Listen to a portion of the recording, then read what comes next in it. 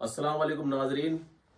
जैसा कि सवाल जवाब के इस एपिसोड में हमारा जो मौजू चल रहा है वो बर्थडे पर चल रहा है कि क्या इस्लाम में बर्थडे जायज़ है या नाजायज़ है, जिसके रिगार्डिंग अल्लामा साहब ने जो लोग इसे जायज़ नहीं ठहराते हैं उसकी दो दलील पेश की थी। और आज हमारा जिसके बारे में अल्लामा साहब ने कहा था कि कुछ लोग इसे जायज़ ठहराते हैं, तो आज हम उसी के बारे में गुफ्तगू करेंगे कि अल्लामा साहब जो इसको जायज़ ठहराते हैं उनके पास इसकी क्या दलील है। नहमदुहु व नसल्ली अला रसूलिहिल करीम, अम्मा बाद, अऊज़ु बिल्लाहि मिनश शैतानिर रजीम, बिस्मिल्लाहिर रहमानिर रहीम।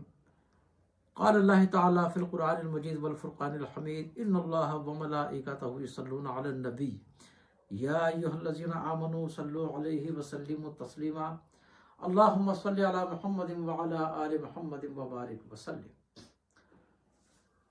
नाज़रीन, गुफ्तगू आपके सामने जारी व सारी है। सवालात आपने किए हैं, मौजू बर्थडे है। जी, बर्थडे का मौजू चल रहा है।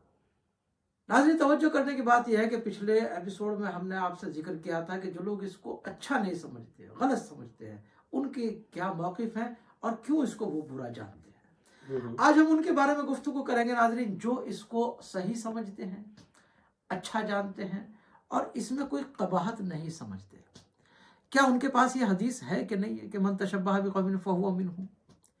दरअसल वो इस हदीस के बारे में कहते हैं और गालिबन नहीं बल्कि हकीकत में सही कहते हैं कि मन तशब्बह बिक़ौमिन फ़हुवा मिनहुम, तुम जिसकी मुशाबिहत इख्तियार करोगे तुम्हारा हश्र उसी कौम के साथ होगा। ये रसूल अकरम सल्लल्लाहु तआला अलैहि वसल्लम की हदीस करीमा तो है, लेकिन इसका ये मकसद नहीं कि ये बर्थडे पर लागू हो। अच्छा, हाँ, वजह यह है कि ये मौजू है कि मन तशब्बह बिक़ौमिन, यहाँ मुराद उस काम से है जो किसी समाज का, किसी कल्चर का, किसी कौम का अगर कोई मजहबी शुआर हो, यानी उसकी कोई मजहबी निशानी हो।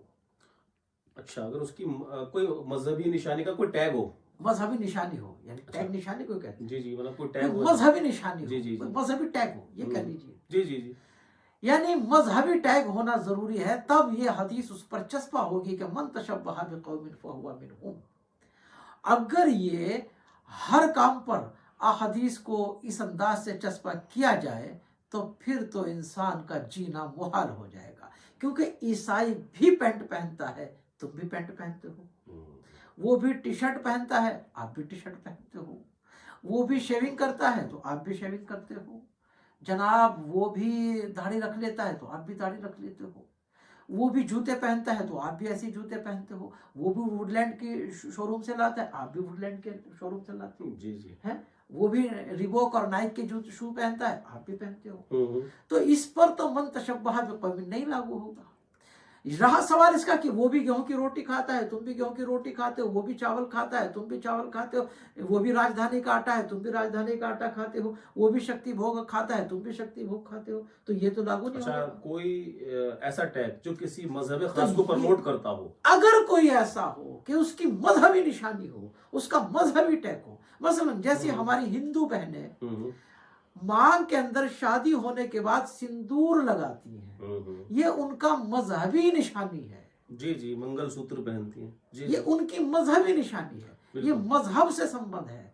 अब अगर तुम वो शबाहत इख्तियार करोगे, अब यह हदीस आपके ऊपर लागू होगी।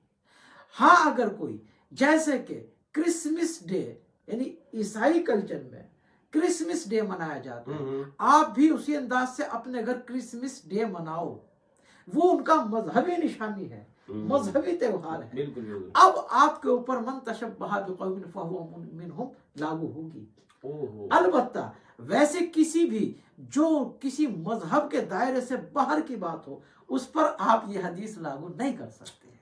इसलिए ये पहली दलील जिन लोगों की तरफ से ये इनकार की आती थी कि आप बर्थडे नहीं मना सकते क्योंकि रसूल अकरम सल्लल्लाहु अलैहि वसल्लम की हदीस है, तो वो हदीस तो जनाब गई, वो तो मजहबी शार बन गए। बिल्कुल बिल्कुल, तो लिहाजा ये दलील तो उन पर लागू नहीं होगी। इसलिए वो कहते हैं کہ جناب اس حدیث سے ہم پر کوئی اثر پڑنے والا نہیں ہے، کیونکہ ہم جانتے ہیں کہ یہ میرے آقا مولا صلی اللہ تعالیٰ علیہ وآلہ وسلم کا فرمان یہ مذہبی نشانی پر وارد ہوا ہے، نہ کہ عام انسانی زندگی پر. اور کوئی دنیا میں انسان ایسا ہے ہی نہیں جو برتھ ڈے کو مذہبی چیز سے وابستہ کرتا ہو.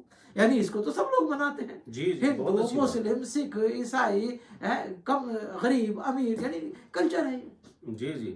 اس لیے وہ اس حدیث سے یہ موقف کبھی نہیں لیتے جس طرح سے یہ لوگ لیتے ہیں جو منع کرتے ہیں. اس لحاظ سے ایک دلیل جناب گئی، یہ دلیل تو قابل قبول نہ رہی. اب رہا سوال دوسری دلیل کا کہ جناب ہم ایسا نہیں کر، یہ ایک سماجک دکھ ہے. ایسا کرنے سے واقعی بچوں میں دکھ پیدا ہوتا ہے اور ایسا کرنے سے پرہیز رکھنا چاہیے اگر کہیں ایسا معاشرہ ہو. لیکن وہ کہتے ہیں کہ جناب آج کل اس کی بھی دلیل چلی گئی، کیونکہ یہ کتابی باتیں ہیں. آج کل کیا ہے کہ وہ بچہ دکھ نہیں کرتا بلکہ باپ سوچتا ہے کہ یار یہ کر رہا ہے تو میں بھی کر دوں. اور اتنی سمجھداری دنیا کے اندر ہے کہ جناب اگر ہم اس کام کو کریں گے تو ہمارا انجام کیا ہوگا.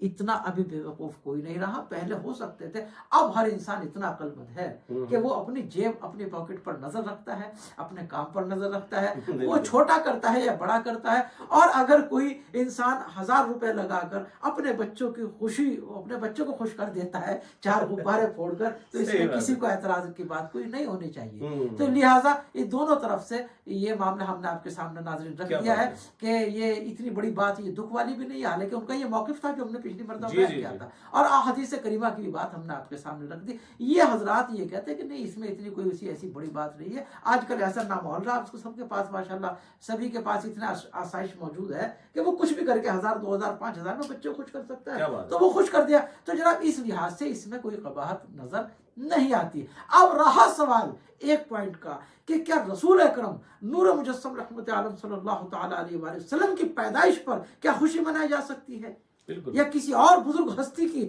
پیدائش پر خوشی منائی جا سکتی ہے، یا علی ڈے منانا جیسے، یا کسی عظیم ہستی کی پیدائش کی تاریخ میں خوشی منانا، ان کی خوشیاں منانے کے لیے. کیونکہ اب یہاں ایک سوال آتا ہے کہ یہ ایک مذہبی پرسنالٹی ہے. اب مذہبی پرسنالٹی کا ہونا اور پھر ان کے لیے یہ جنم دن کا انعقاد کرنا یا ان کی مولود کا انعقاد کرنا، یہ کیسا ہے. انشاءاللہ اگلی ویڈیو میں ہم آپ کے سامنے اس بات کو رکھیں گے. اور تب تک کے لیے انشاءاللہ آپ انتظار کیجئے ہماری اگلی ویڈیو کا. السلام علیکم ورحمۃ اللہ وبرکاتہ.